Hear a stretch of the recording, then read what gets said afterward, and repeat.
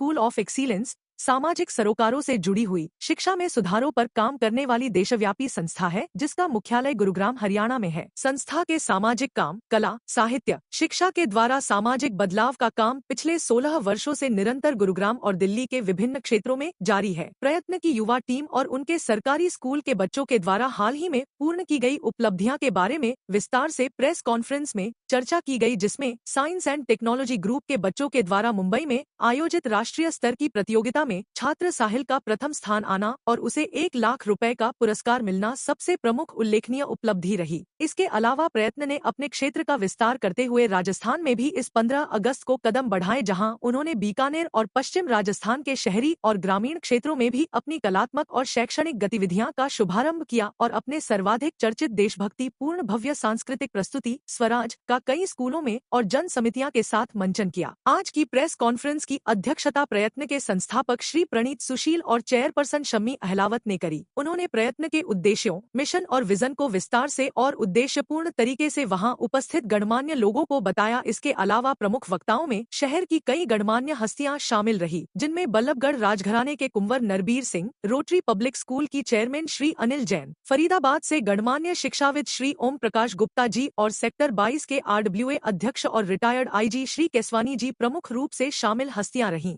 इस अवसर को और जीवंत और खुशनुमा बनाने में प्रयत्न के बच्चों ने भी भरपूर योगदान दिया और आकर्षक रंगारंग लोकगीत और लोक नृत्य की प्रस्तुतियां दी। प्रयत्न की इन सभी गणमान्य टीम ने प्रेस और मीडिया के विभिन्न प्रश्नों के उत्तर भी दिए और भारत में सरकारी स्कूल और प्राइवेट स्कूल के बच्चों को किस किस तरीके से आगे बढ़ाया जाएगा और उन्हें क्या सुधारों की आवश्यकता है, इस पर सबने अपने विचार रखे। महिला विंग में श्रीमती अर्चना सिंह, रिटायर्ड प्रिंसिपल श्रीमती सुमन राव और समाज सेविका श्रीमती डेजी सिंह प्रमुख रूप से उपस्थित रहीं। चेयरपर्सन श्रीमती शम्मी अहलावत, संस्थापक अध्यक्ष प्रणीत सुशील ने प्रयत्न स्कूल ऑफ एक्सीलेंस की तरफ से सभी अतिथियों का और मीडिया का आभार जताया। और मैं बधाई देना चाहूंगा प्रणीत जी को।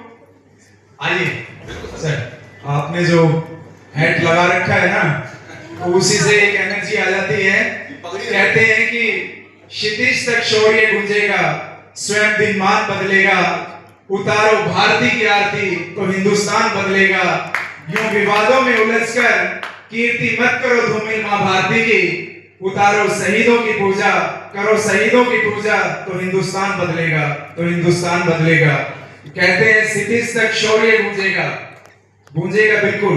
और मैं हमेशा कहता हूं, आदित्य जी और सब अभी विचार विमर्श होंगे आज के संस्कार के ऊपर। लकड़ी मैं एजुकेशनिस्ट भी हूं और मैं बता दूं 92 से मैंने ट्यूशंस पढ़ाने स्टार्ट किए थे सर, मैं अपनी पढ़ाई के साथ साथ में। और मेरा वास्तव में स्टार्टिंग से ही, क्योंकि सरकारी स्कूल में पढ़ते थे, तो मेनली मैं अभी भी मेरा टीच थी, क्योंकि हमारे सरकारी स्कूल में मोस्टली क्योंकि लोकल टीचर्स रहती नहीं थी, तो जो पंजाबी टीचर्स थी, जो मतलब पंजाब से आए हुए थे, वही थोड़े पढ़े लिखे थे। तो हमारे तो पेरेंट्स ये समझते थे कि बोले भाई इतनी खेती है, इतना ये है, पढ़ के क्या करेगा, खेत में काम कर ले।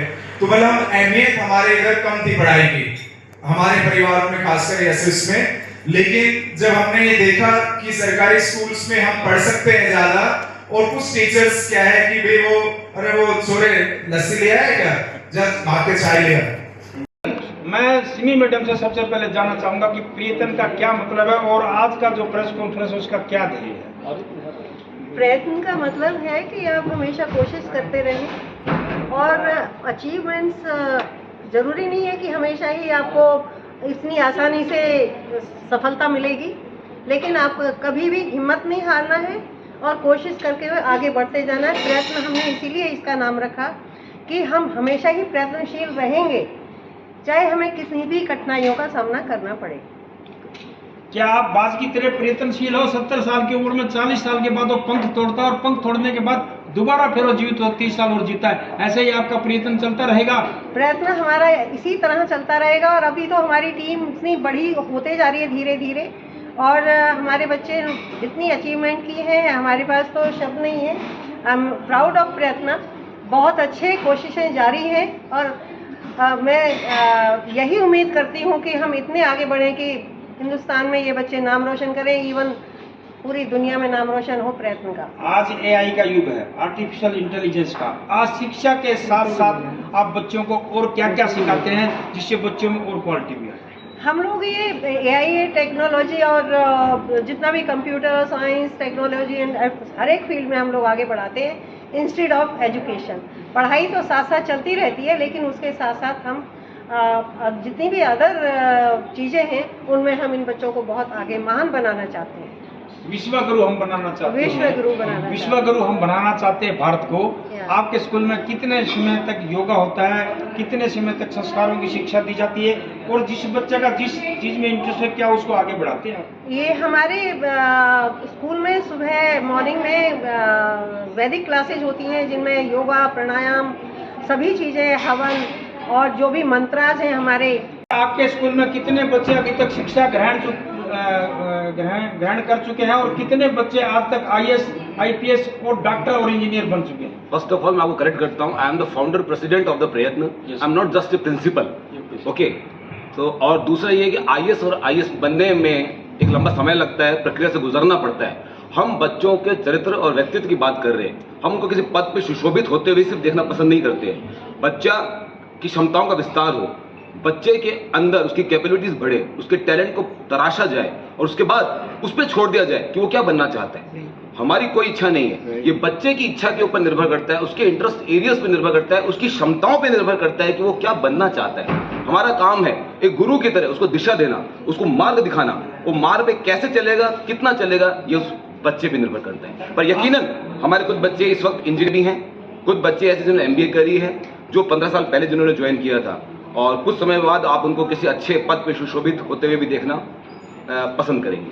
सर, आपके स्कूल में किस लेवल तक की पढ़ाई होती है ये बता दीजिए। एकेडमी की बात करते हैं तो 10th लेवल तक हम उसको पूरा सपोर्ट करते हैं।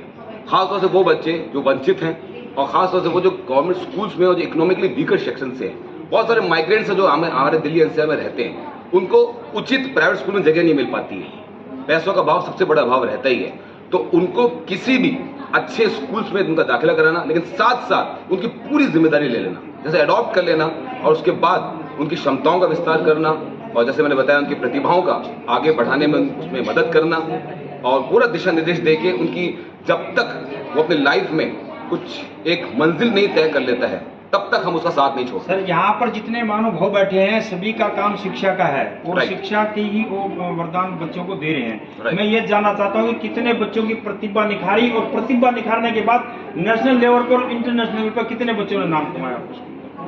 इंटरनेशनल लेवल एक बहुत बड़ी चीज़ है। अभी उस हिसाब से सच कहता हूँ कि हम बहुत छोटे हैं, हमने अंतर्राष्ट्रीय स्तर पे तो नहीं, लेकिन हाँ अपने कुछ सीनियर्स हैं, हमारे कुछ अपने कॉलेज के विद्यार्थी रहे हैं जिन्होंने जो इंटरनेशनली एक्लेम्ड है, वो लोग हमें जरूर सपोर्ट कर रहे हैं। हम कोशिश कर रहे हैं कि इन बच्चों को, इन युवाओं को, उनको मंजिल दिला सकें। तो राष्ट्रीय स्तर पर जैसे मैंने हिसाब से ही पत्रकारिता करना चाहिए, क्योंकि लोग जो ऐसी वीडियो बना के डालते हैं उसका बहुत ही गलत प्रभाव लोगों पे पड़ता है, खास करके आज हमारे बच्चों का। और आपने एक संस्कृति की बात की थी, क्योंकि जो संस्कार होता है वो घर से ही शुरू होता है, और उसमें सबसे बड़ा आजकल जो न्यूक्लियर फैमिली हो गई है, ये बच्चों को बिगड़ने में सबसे बड़ा काम कर रही है। जिसके घर में दादा दादी के साथ बच्चे रहते हैं तो उनको आप डांटो, कुछ भी करो, उन्हें फ़र्क नहीं पड़ता, क्योंकि वो दादी बचा लेती हैं, दादा प्यार कर लेते हैं। वो बहुत सारी चीज़ें हमें पहले अपने समय का बताते हैं, तो उन सब चीज़ों का फ़र्क पड़ता है। तो अगर बच्चा गलत मीडिया पे डाल भी रहे हैं लोग, तो उसका प्रभाव उनको हम सिखाते हैं कि बेटा ऐसा नहीं करो, ये चीज़ें अच्छी नहीं है। उनको संस्कार में, उनको अध्यात्म में जोड़कर आप उनको अलग, जैसे अभी हमारे एक बच्चा जीडी गोइंका का है, मेरे पास एक स्टूडेंट है, मतलब वो बिल्कुल ही नहीं सुनता था। आज आप विश्वास नहीं कर सकते कि वो जीडी गोइंका में जाकर और 10 आफ्टर 10, 25 आफ्टर 25 लेकर आया। इससे पहले जो सवाल किया संस्कार के ऊपर, ये जो प्रेजेंट सिचुएशन है हमारी, वो चेंज डायनामिक्स में से निकल रही है। ये जो लेटेस्ट डेवलपमेंट्स हो रहे हैं जिसमें स्क्रीन सामने आ रहा है, और आज छोटा सा बच्चा, 1.5 साल का बच्चा भी फ़ोन उठा के स्क्रीन देखने लगता है, और उसकी माँ उसको खाना खिलाती है, खिला के नहीं, स्क्रीन दिखा के। तो ये चेंज डायनामिक्स है। इसकी जो नुकसान होने वाला है वो चालू हो गया है, थोड़ा समय लगेगा। आपके इस सवाल का जवाब मैं नहीं दूंगा, वो लेडीज़, वो मदर देंगी जो ये कर रही हैं। देखिए, हमारा जो देश का चौथा स्तंभ है मीडिया जगत, पहला जो हमारा जो है न्यायपालिका, कार्यपालिका, विधायिका, उसके बाद में मीडिया जो हमारा है देश का चौथा स्तंभ है, जिसके माध्यम से हम अपनी बात पूरे देश भर में, दुनिया भर में हम पहुंचा पाते हैं। आपका जो कहना है कि जो आईटी का जो इस समय जो चल रहा है उसमें कुछ दुष्प्रभाव भी हैं तो और उसके कुछ फायदे भी। यहाँ मेरी आईटी तो उसकी सोच पे डिपेंड करता है, देखिए नेगेटिव है या पॉजिटिव है। पत्रकारिता एक ऐसी चीज है जो कि समाज को एक दिशा देती है, और ये पत्रकार का अपना स्वभाव, अपनी उसकी सोच और उसका काम वो बताता है कि उसको क्या करना चाहिए और क्या नहीं करना चाहिए। आप अगर इसमें सारी गलत चीजें दिखाएंगे तो उसका प्रभाव पूरा नहीं तो कुछ तो पड़ेगा, और अगर आपने उसमें सही पत्रकारिता करके लोगों को एक सही रास्ता दिखाया तो समाज में आपका योगदान उतना ही है। अच्छा सवाल है। महिला सशक्तिकरण के बारे में अगर बात करें तो महिला सशक्तिकरण सिर्फ ये नहीं है कि औरतों को यहाँ पे ला के हमने कहा कि भाई आप चलो डांस करो। महिला सशक्तिकरण ये कि वो विचारों से उन चीज़ों को देखे, अपने विचारों में वो चीज़ लेके आए, अपनी सोच से उन चीज़ों को आगे बढ़ाए। कोई भी सशक्तिकरण कभी पैसा दे के नहीं होता, पैसा आपको कुछ करने के लिए साधन प्रदान करता है, बट सशक्तिकरण हमेशा आपके यहाँ से शुरू होता है। जब आप यहाँ से सशक्त रहोगे ना, तो जो आपने संस्कारों की बात कही कि परिवार में जब संस्कार अच्छे मिलेंगे तो सशक्तिकरण अपने आप ही आ जाती है। एक दशा और दिशा दोनों ही बहुत अच्छा देने की जरूरत है, वो चाहे हमारी महिला हो, चाहे हमारे जो भी बच्चे हमारे साथ। मैडम मैं रोकूंगा यहाँ। ये बलिदानियों की धरती है, आशीर्वाद इसको कहते हैं। और बलिदानियों की धरती पर कोई कार्यक्रम हो और उसमें कोई यदि सेना से व्यक्ति ना हो या सैनिक दल से व्यक्ति ना हो तो फिर उस कार्यक्रम का कोई महत्व नहीं रहता। बलिदानियों का सम्मान ही इस राष्ट्र का सम्मान है, और खासकर अहिरवाद की धरती पर यदि बलिदानी परिवार से, फौज से यदि कोई उपस्थित है तो उस कार्यक्रम की गरिमा अपने आप में बढ़ जाती है। मैं बहुत बहुत बधाई देता हूँ कि आपने कर्मनाथ से चेता जी, मुझे लगता है आपने 65-71 और कारगिल 3 लड़े, 71 अगेंस्ट उल्फन कारगिल।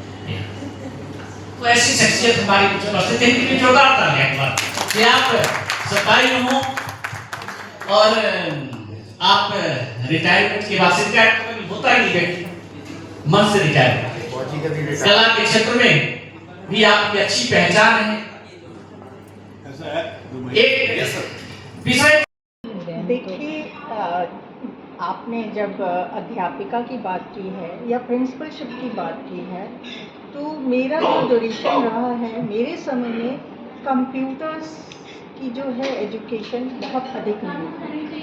हमारे पीढ़ी के लोग या हमारे समय के लोग जो हैं वो कंप्यूटर से या लेटेस्ट टेक्नोलॉजी से रिलेटेड नहीं है। उस समय में इंस्टाग्राम नहीं होता था, लेकिन आजकल आधुनिक समय में जो है फेसबुक, इंस्टाग्राम, सोशल मीडिया, इसके कुछ लाभ भी हैं और कुछ हानियाँ भी। अगर हम बात लाभ की करते हैं, अगर उसको सही रूप से लिया जाए, सही रूप से चलाया जाए तो उसका लाभ है। अगर उसको हम किसी मतलब के हिसाब से या किसी बुराई के हिसाब से या किसी को हानि पहुंचाने के हिसाब से अगर हम उसको इस्तेमाल करते हैं तो वो खाली पढ़े नहीं सोता।